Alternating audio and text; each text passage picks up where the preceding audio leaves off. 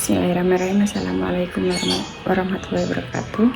Yang terhormat Bapak Dr. Asep Maulana, MPD, sebagai dosen pengampu mata kuliah Tarjamah Fauriyah. Dan perkenalkan, saya Hafidatul Faizah dengan NIM 23210102001. Di sini saya akan membuat video tugas UAS ترجمة فورية. اليوم سنكون مع دردشة صباحية لغوية. أنا كما قلت لكم أقرأ في التعليقات عددا من الأسئلة، وعندما أجد سؤالا يحتاج إلى تسجيل مستقل فأسجله. أمس ورد سؤال يقول: حبذا لو تتكلم عن الفوائد التي يحصلها الإنسان من تعلم اللغة العربية. سؤال جيد وسؤال يحتاج إلى تأمل الآن.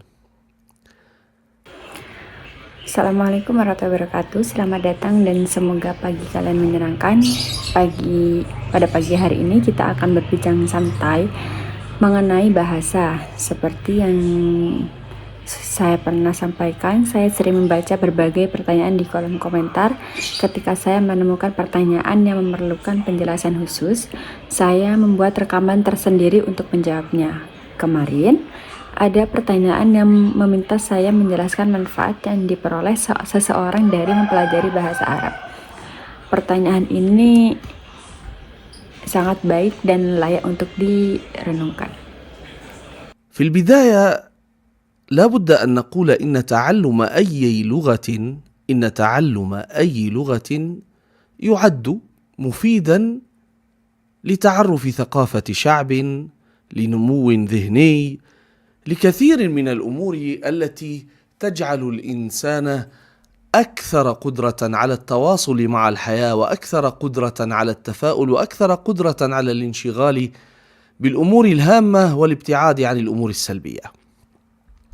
فتعلم أي لغة مفيد. Sebagai pengantar, perlu kita pahami bahwa mempelajari bahasa apapun memiliki banyak manfaat. Melalui bahasa, seseorang dapat mengenal budaya suatu bangsa, mengembangkan kemampuan berpikir, meningkatkan kemampuan berinteraksi dengan kehidupan, menumbuhkan sikap optimis, serta lebih fokus pada hal-hal yang bermanfaat dan menjauhi hal-hal negatif. Oleh karena itu, mempelajari bahasa apapun merupakan sesuatu yang sangat berguna. اللغة العربية كما هو معروف لغة تاريخية، لغة عريقة، تعد من أقدم اللغات في العالم، التي ما تزال مستعملة منذ أكثر من 1500 عام. فهذه اللغة التي نستعملها الآن، اللغة العربية، مجرد أن تقول إنك تتعلم لغة مليئة بالتاريخ فهذه فائدة. لكن هذا الكلام ربما لا يهم الكثيرين. يعني هناك أشخاص Bahasa Arab sebagaimana diketahui merupakan bahasa yang memiliki sejarah panjang dan termasuk salah satu bahasa tertua di dunia yang masih digunakan hingga saat ini selama lebih dari 1500 tahun. Bahasa Arab yang kita gunakan sekarang adalah bahasa yang kaya akan warisan sejarah. Hanya dengan mempelajari bahasa yang memiliki sejarah panjang seperti ini sudah menjadi manfaat tersendiri. يقولون لك، وأنا لا تهمني المسألة التاريخية، ولا تعنيني أن تكون اللغة عريقة أو أن تكون اللغة لها تاريخ كبير. أنا أريد الفوائد الحياتية التي أستطيع أن أحصلها من تعلم اللغة العربية. تعلم اللغات يكون لأغراض متعددة. أنت عندما تريد أن تتعلم أي لغة من اللغات فهناك غرض من تعلم هذه اللغة، وهذه الأغراض عامة ويندرج تحتها الكثير من النقاط والكثير من الفروع. إما أن يكون الغرض دينيا، أو أن يكون اقتصاديا، أو أن يكون ثقافيا، أو أن يكون سياسيا. Akan tetapi, pembahasan mengenai sejarah mungkin tidak menarik bagi sebagian orang. Ada yang mengatakan bahwa mereka tidak terlalu peduli apakah suatu bahasa memiliki sejarah yang panjang atau tidak. Yang mereka inginkan adalah manfaat nyata yang dapat diperoleh dalam kehidupan sehari-hari dari mempelajari bahasa Arab. Mempelajari bahasa memiliki berbagai tujuan. Setiap orang ingin mempelajari suatu bahasa pasti memiliki alasan tertentu. Secara umum, tujuan tersebut dapat dikelompokkan ke dalam beberapa bidang, yaitu tujuan keagamaan, ekonomi, budaya, dan politik. اللغة العربية بالنسبة للغرض الديني هي مرتبطة ارتباطا وثيقا بدين عظيم هو الدين الإسلامي. فالذي يريد أن يتعلم الدين الإسلامي أو يريد أن يتعرف على الإسلام ربما يكون من غير المسلمين ويريد أن يتعرف على هذا الدين. الترجمات لن تعطيه صورة الدين ولن يفهم الدين بشكل دقيق إلا إذا فهم اللغة العربية، وخاصة أهم مصدر تشريعي وأول مصدر للتشريع وهو القرآن الكريم الذي وصفه الله عز وجل بقوله: وهذا لسان عربي مبين. Dari sisi keagamaan, bahasa Arab memiliki hubungan yang sangat erat dengan agama Islam. Seseorang yang ingin mempelajari Islam atau mengenal ajaran Islam secara mendalam, termasuk orang yang bukan Muslim, tidak akan memperoleh gambaran yang utuh hanya melalui terjemahan. Pemahaman yang lebih tepat akan diperoleh apabila ia memahami bahwa Arab, terutama karena sumber utama ajaran Islam, yaitu Al-Quran, diturunkan dalam bahasa Arab yang jelas dan fasih sebagaimana firman Allah, dan ini adalah bahasa Arab yang jelas. Dengan demikian, Al-Quran hadir dalam bentuk bahasa Arab yang paling fasih. العربي. وهنا أعيد وأكرر: القرآن الكريم يصف النص العربي مقارنة مع الكلام العربي، يعني لا يقارن اللغة العربية بغيرها حتى يكون فهمنا مستقيما.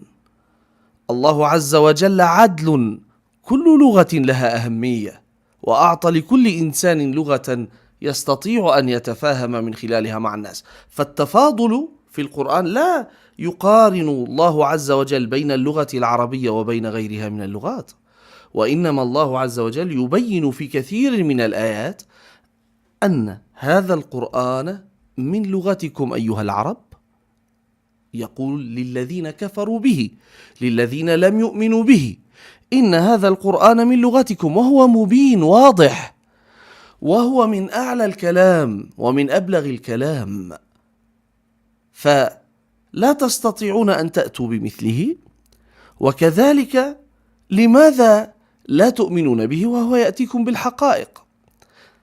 إذن هذه نقطة يعني كما يقال بين قوسين، أننا لا نقول إن اللغة العربية أفضل من اللغات الأخرى، ومن يقول هذا الكلام هو متعصب ويحاول أن يوجد أشياء لا يوجد فيها نص ديني، لا يوجد نص ديني قال إن اللغة العربية أفضل من باقي اللغات، لا يوجد أبدا. النصوص الحديثية إما ضعيفة أو موضوعة، يعني التي وردت.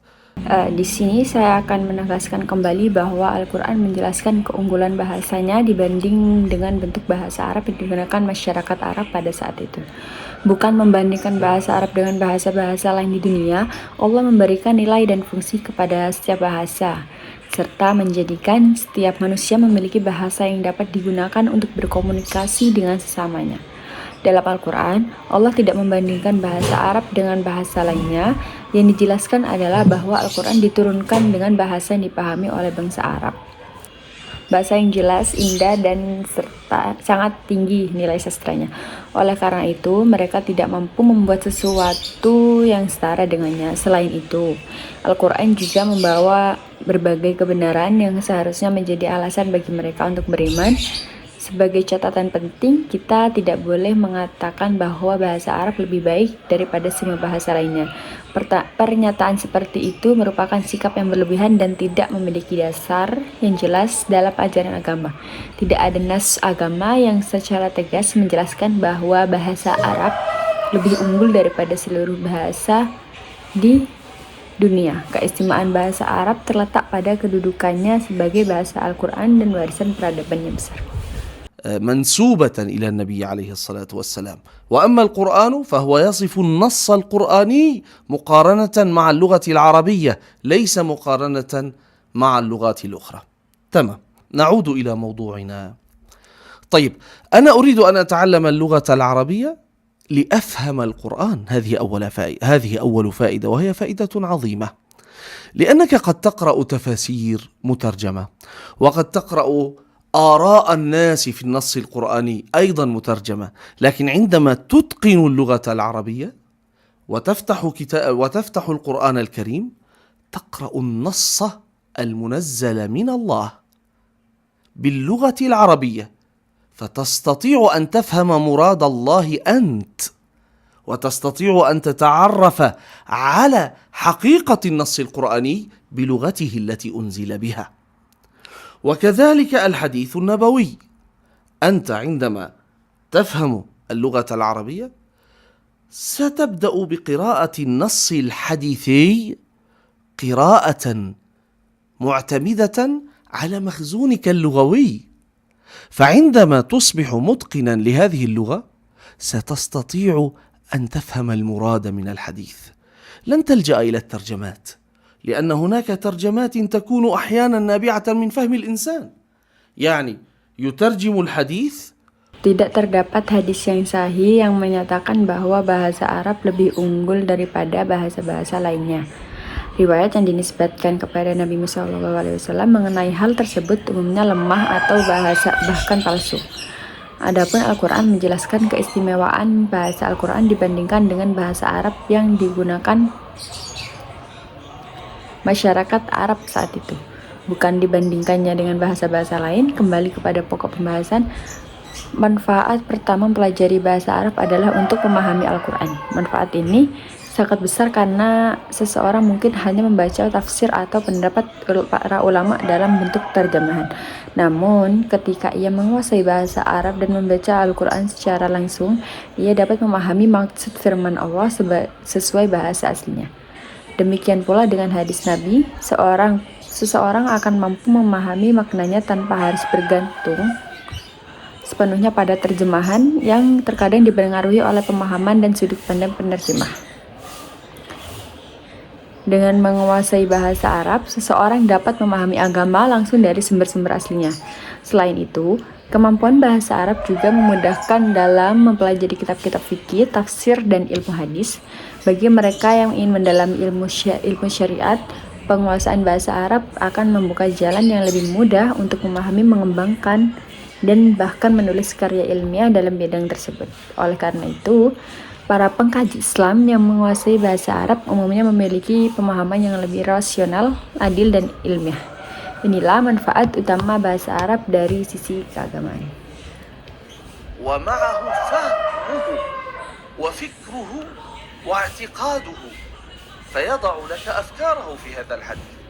لكن أنت عندما تقوم بإتقان هذه العلوم وإلى التأليف فيها، وهذا ستجدون آراءهم عقلانية أكثر، ستجدونهم يتكلمون بعدل أكثر، وستجدونهم أيضا يتكلمون ويوضح الواضحات من المهلكات. لا شك أن اللغة الإنجليزية هي لغة عمل في العالم، تعلم لغة غير لغتهم يقبلون على اللغة الإنجليزية. حتى في البلاد العربية لن يطلب منك أن تتقن العربية، وإنما يطلب منك هل تتقن الإنجليزية؟ وفرص العمل تكون أكثر. طيب، إذا ما الفائدة الاقتصادية من تعلم اللغة العربية؟ هل ثمة فائدة اقتصادية من تعلم اللغة العربية؟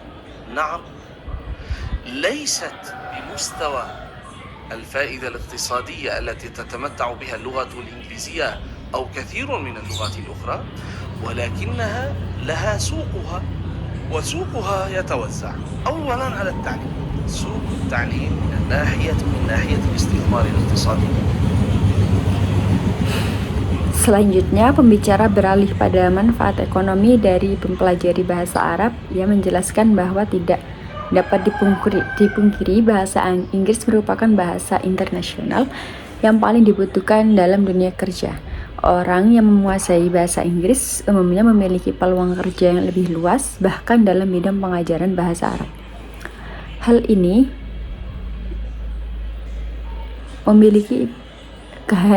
karena minat masyarakat dunia untuk mempelajari bahasa Inggris sangat besar. Namun demikian, bahasa Arab juga memiliki nilai ekonomi tersendiri, walaupun manfaat ekonominya tidak sebesar bahasa Inggris atau beberapa bahasa internasional lainnya. Bahasa Arab akan tetap memiliki pasar dan peluang kerja yang cukup baik, terutama dalam bidang pendidikan dan pengajaran bahasa Arab.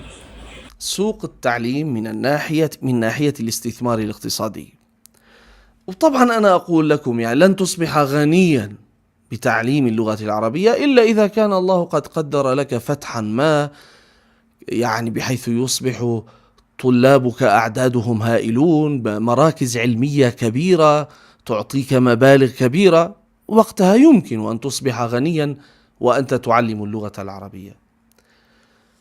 لكن بشكل عام لن تكون فقيرا، لن تكون معدما إذا مارست وظيفة تعليم اللغة العربية لغير الناطقين بها أو للناطقين بغيرها أو حتى للناطقين بأهلها، من أهلها للناطقين بها، يعني أقصد للناطقين بها وليس للناطقين بأهلها، أقصد أهلها الناطقين بها. فإذا أردت أن تدخل السوق الاقتصادي، سوق التعليم، لأن هناك مصطلحا منتشر الآن وموجود هو الاقتصاد اللغوي، اللغة والاقتصاد. فاللغة تمثل منتجا يمكن أن يستثمر اقتصاديا. فأنت في التعليم، نعم، طلاب اللغة العربية وخاصة من غير الناطقين بها السوق كبير، والمنافسة الآن قوية جدا بين المعلمين، بين المدرسين، بين الأساتذة، بين الدكاترة، منافسة كبيرة بين المراكز التعليمية. فمن يتمكن من إيجاد طريقة ما، من إيجاد أسلوب جديد يتوافق مع الآلات الحديثة، مع التكنولوجيا، مع التواصل الحديث، مع رغبة الناس، مع رغبة الشباب المعاصرة، يمكن أن يوجد له خطا اقتصاديا ويحصل المال من تعليم أو من تعليم اللغة العربية.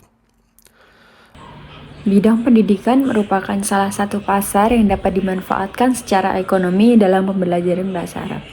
Tentu saja, mengajar bahasa Arab tidak serta-merta membuat seseorang menjadi kaya, kecuali jika Allah memberikan keberhasilan yang besar sehingga memiliki jumlah siswa yang sangat banyak, atau bekerja pada lembaga pendidikan yang besar yang memberikan penghasilan tinggi. Namun secara umum, pekerjaan sebagai pengajar bahasa Arab dapat menjadi sumber penghidupan yang layak, baik untuk pengajar penutur asli maupun penutur asing.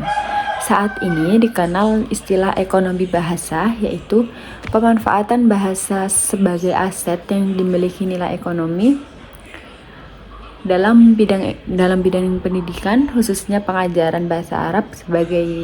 Bagi penutur non-Arab, peluangnya cukup besar meskipun pesaingnya antar guru, dosen, dan lembaga pendidikan juga semakin ketat.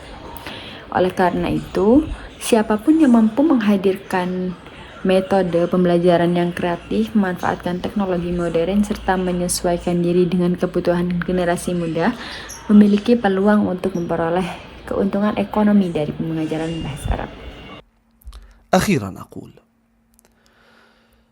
هل جربتم تعلم لغة؟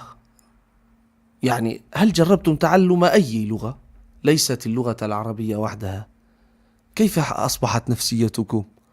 يعني أنت نفسيتك كيف تتحول عندما تبدأ بفهم لغة من اللغات، أي لغة كانت، ستشعر بالراحة، ستشعر أن ذهنك أصبح كأن هناك الخلايا تتحرك بشكل سعيد. صحيح؟ أنا أشعر بهذا عندما أتعلم بعض الكلمات، يعني أشعر بهذه اللذة الغريبة، وتشعر أنك في عالم آخر، وتشعر أنك أصبحت ترى العالم بعينين، كما قال أحمد أمين على ما أظن عندما وصف الذي يتقن لغة والذي يتقن لغتين، فقال الذي يتقن لغة واحدة يرى العالم بعين واحدة، والذي يتقن أكثر من لغة يرى العالم بعينين. هكذا أظن العبارة، أو ربما أنقصت منها شيئا. المهم، أثبتت الدراسات أن هذه الحالة التي يعيشها الإنسان هي حالة حقيقية، لأن الدماغ شبهوه بالعضلات. لماذا يذهب الشباب إلى النادي؟ لتقوية عضلاتهم. كذلك قالوا إن هناك شبها بين الدماغ والعضلات، فالدماغ يحتاج إلى تدريب دائم، وتدريبه في اللغات يسهم في تقويته ويسهم في إبعاد مرض الزهايمر، الخرف عنه. هكذا تثبت الدراسات الكثيرة أن تعلم اللغات يقوي الذهن ويجعله قادرا على أن يبقى متيقظا. ولهذا فاللغة العربية لها كثير من المزايا الصوتية، تركيبية، المعاني قديمة، معاصرة، حديثة، تاريخية، دينية، هذه كلها تشحذ الذهن وتقويه وتجعله ذهنا متيقظا. Terakhir, saya ingin bertanya, apakah kalian pernah mencoba mempelajari sesuatu bahasa, bukan hanya bahasa Arab, tetapi bahasa apapun, sebagaimana perasaan kalian ketika mulai memahami sebuah bahasa? Kalian akan merasa nyaman dan bahagia. Kalian akan merasa seolah-olah sel-sel dalam otak bergerak dengan penuh semangat. Saya sendiri merasakan hal itu ketika mempelajari beberapa kosakata baru. Ada kenikmatan tersendiri yang sulit dijelaskan. Kalian akan merasa seakan berada di dunia yang berbeda dan melihat dunia dengan cara yang lebih luas. Sebagaimana yang dikatakan oleh Ahmad Amin, kurang lebih bahwa orang yang menguasai satu bahasa melihat dunia dengan satu mata, sedangkan orang yang menguasai lebih dari satu bahasa melihat dunia dengan dua mata. Intinya, berbagai penelitian telah membuktikan bahwa perasaan tersebut memang nyata. Otak dapat diibaratkan sebagai otot yang membutuhkan latihan secara terus-menerus, sebagaimana seseorang pergi ke tempat olahraga untuk menguatkan ototnya. Demikian pula, otak memerlukan latihan, dan salah satu bentuk latihannya adalah mempelajari bahasa. Berbagai penelitian menunjukkan bahwa belajar bahasa dapat memperkuat kemampuan otak, membantu menjaga ketajaman berpikir, serta mengurangi risiko penyakit Alzheimer dan demensia. Belajar bahasa juga membuat pikiran tetap aktif dan waspada. Oleh karena itu, bahasa Arab memiliki banyak keunggulan, baik dari segi bunyi, struktur bahasa, maupun kekayaan maknanya yang mencakup aspek klasik, modern, sejarah, dan agama. Semua itu dapat mengasah kemampuan berpikir, memperkuat daya intelektual, dan menjadikan seseorang lebih cerdas serta lebih peka dalam memahami berbagai hal. أتمنى أن تكون هذه الدردشة مفيدة لكم، وأتمنى أن تكون طريقتكم في تعلم اللغة العربية قائمة على المحبة والشغف. أول شيء، إذا لم تحب الشيء لن تتعلمه ولن يقترب منك ولن تقترب منه، ولكنك إذا أحببته سيصبح رفيق دربك ومؤنسك ومسعدك، خاصة في هذا الزمن أيها الإخوة والأخوات الذي نعاني فيه من الغربة، من الوحدة، كلنا. نشعر أن الناس تغيروا وأن الناس تبدلوا. هم لم يتغيروا لكنهم انشغلوا بهذا. تك تك تك تك تك تك. هذه أصبحت حياتنا كلنا، وأنا لست ولا أبرئ نفسي، يعني أنا أيضا أقع في هذا الهم عندما تك تك تك تذهب منك الأوقات بدون فائدة. فقارن بين هذه وبين أن تتعلم أي لغة من اللغات. أتمنى لكم أن تحبوا ما تتعلمونه، وأن تعيشوا الحياة بشغف، وأن تصنعوا صداقات. أنا نسيت أن أقول هذا الشيء، أن اللغة العربية للذين يحبون التعارف تصنع لك مجتمعا جيدا يصادقك من خلال وسائل التواصل التي قربت المسافات.